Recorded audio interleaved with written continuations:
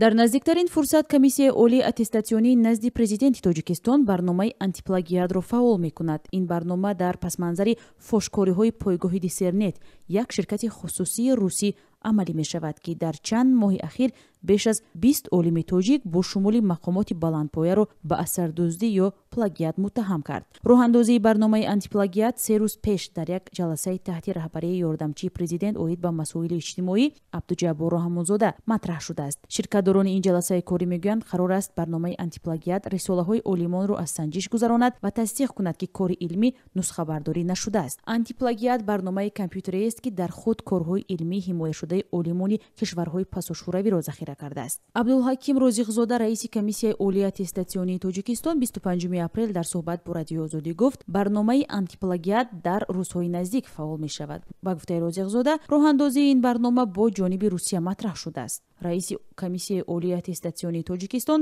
дар вокуниш ба фошкориҳои ахири пойгоҳи Диссернет гуфт: ин корҳои илмӣ дар соҳаи назария, яъне сиёсатшиносӣ, педагогика, адабиёт, таърих, ин заимствовани ҷой дорад, чунки ин назария ҳаст, ин ба ин такя мекунад, ин ба ин масалан эрод меорад, ин чизо ҳаст. Лекин пурра албатта рӯнависӣ шудан, ин албатта носавоб аст, ин бояд набошад. ин мавқеи расмии ваки Россия нест.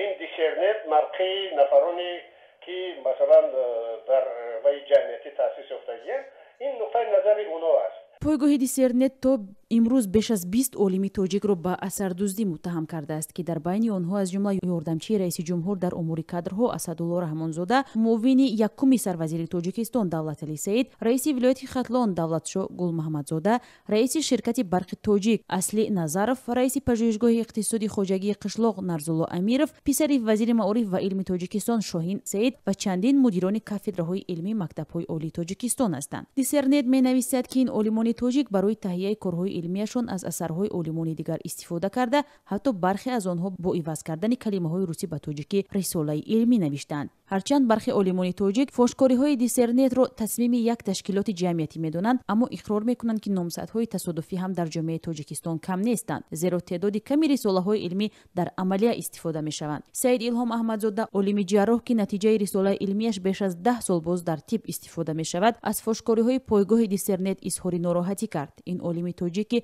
рисолаи илмияшро 10 сол таҳқиқ кардааст, дар ҳар ҳол беобрӯ кардани олимонро зарба ба илми тоҷик медонад. ин олими тоҷик мегӯяд, ҳадаф аз таъсиси Комиссияи олии аттестатсионӣ дар Тоҷикистон ҳам беҳтар кардани вазъи иқтисодиву иҷтимоии кишвар аз тариқи корҳои илмии олимони тоҷик аст. Вай гуфт, бояд дастовардҳои илмии олимон барои рушди ҷомеа манфиатовар бошад. бо он ки бо гузашти тақрибан 2 моҳ аз пахши хабарҳо дар бораи ифшои гӯё асардуздӣ дар рисолаҳои бархи олимони тоҷик, мақомоти расмӣ ва вазорати маориф ва илми Тоҷикистон чизе нагуфтанд, аммо як манбаи огаҳ аз ин қазия дар суҳбат бо Радиои Озодӣ гуфт, Нуриддин Саид, вазири маориф, ки бо як сафари корӣ ба Русия рафтааст, ҳамзамон масоили фошкориҳои Диссернетро бо ҳамтоҳои русаш ҳам матрах хоҳад кард.